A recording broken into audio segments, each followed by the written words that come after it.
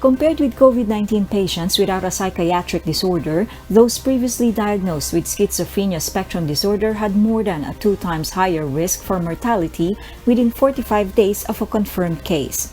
Led by researchers at NYU Grossman School of Medicine, the investigation showed that schizophrenia is by far the biggest risk factor after age.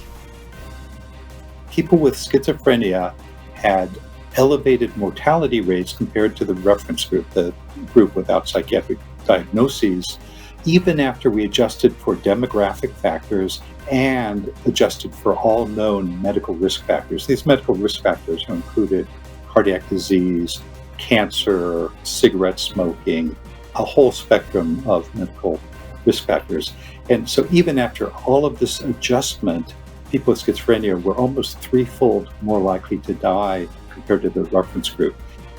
For the investigation, the research team analyzed 7,348 patient records of men and women treated for COVID-19 at the height of the pandemic in NYU Langone hospitals in New York City and on Long Island between March 3 and May 31, 2020.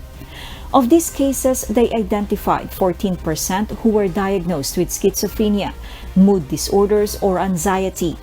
Then the researchers calculated patient death rates within 45 days of testing positive for the virus.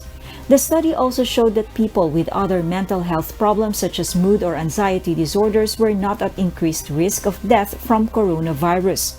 Dr. Goff says the study investigators plan to explore whether medications used to treat schizophrenia, such as antipsychotic drugs, may play a role as well.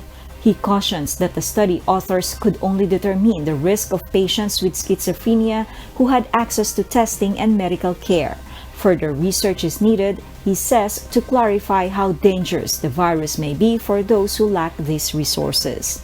Nina Bascon, UNTV News and Rescue. We serve the people, we give glory to God.